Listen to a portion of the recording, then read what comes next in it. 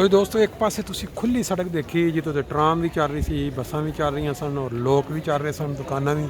ਇਹਦੀ back side 'ਤੇ ਜਿਹੜੀਆਂ ਗਲੀਆਂ ਵਿੱਚ ਤੁਸੀਂ ਦੇਖਦੇ ਰਹੇ ਜਿਹੜੀਆਂ ਤੁਹਾਨੂੰ ਦਿਖਾਈਆਂ, ਇਹਦੀ ਬੈਕ ਸਾਈਡ 'ਤੇ ਜਿਹੜੀ ਮੇਨ ਹੈ ਇਹ ਦੇਖੋ ਤੰਗ ਗਲੀਆਂ ਨੇ ਵਿੱਚੋਂ ਦੀ ਰਸਤੇ ਪਰ ਬਹੁਤ ਲੰਮੀਆਂ ਉਹਨਾਂ 'ਚ ਰੈਸਟੋਰੈਂਟ ਵੀ ਬਣੇ ਨੇ। ਅਤੇ ਫਿਰ ਅਗਰ ਤੁਸੀਂ ਇਸ ਤਰ੍ਹਾਂ ਚੱਲੋ ਗਲੀ ਬੜੀ ਖੂਬਸੂਰਤ ਜਿਹਨੂੰ ਕਹਿੰਦੇ ਨਾ ਕਿ ਪੈਦਲ ਚੱਲੋ ਅਤੇ ਨਾਲ ਕੋਈ ਚੀਜ਼ ਅਗਰ ਤੁਸੀਂ ਪਸੰਦ ਆ ਜਾਏ ਤਾਂ ਖਰੀਦੋ। ਦੁਕਾਨਾਂ ਨੇ ਦੋਨੋਂ ਸਾਈਡਾਂ 'ਤੇ ਟੋਮੀ ਦੋਨੋਂ ਦੇਖੋ। ਉੱਪਰਲੇ ਪਾਸੇ ਜਿਹੜੀ ਸੀ ਅੱਗੇ ਤੁਸੀਂ ਦੇਖੀ ਉਹਦੇ ਉੱਤੇ ਸੀ ਜ਼ਰਾ ਰੌਣਕ ਵਾਲੀ ਟਰਾਮਾਂ ਬੱਸਾਂ, ਲੇਕਿਨ ਇਹ ਬੈਕ ਸਾਈਡ 'ਤੇ ਜਿਹੜੇ ਸਟੋਰ ਨੇ ਇਹ ਵੀ ਬੜੇ ਖੂਬਸੂਰਤ ਔਰ ਸਾਫ ਸੁਥਰੇ ਇਲਾਕੇ। ਦੇਖੋ ਨਾ ਇਹ ਗਲੀ ਜਾ ਰਹੀ ਹੋ ਮੇਨ ਦੇ ਉੱਤੇ ਅਤੇ ਇਹ ਜਿਹੜੀ ਇਹ ਸਾਰੇ ਹੁਣ ਤੁਹਾਨੂੰ ਇਸ ਤਰ੍ਹਾਂ ਕਾਫੀ ਲੰਬਾ ਰਸਤਾ ਹੈ।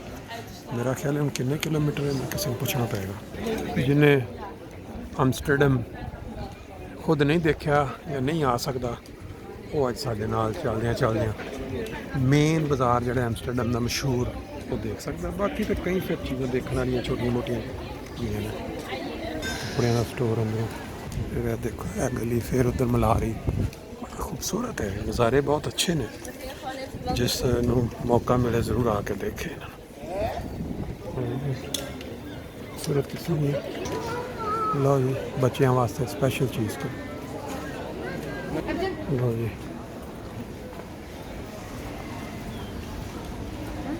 कमाल।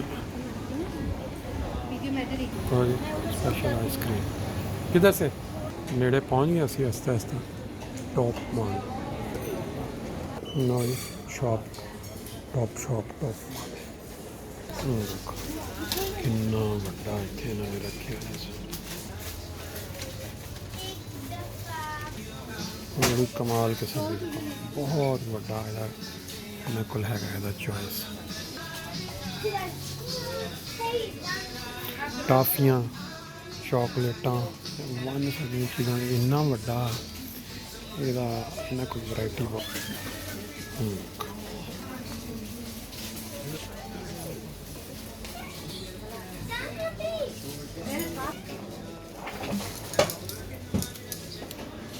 देखो जी वैरायटी।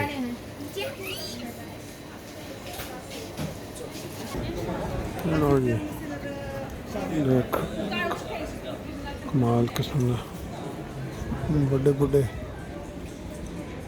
स्टोर ते मेरा ख्याल देखो क्या जो ਜਿਹੜੀਆਂ ਗਲੀਆਂ ਛੋਟੀਆਂ ਨੇ ਅਗਲੇ ਪਾਸੇ ਵੱਡੇ स्टोर पे बैक साइड डबल दुकान पीछे तक चल रहा सारा।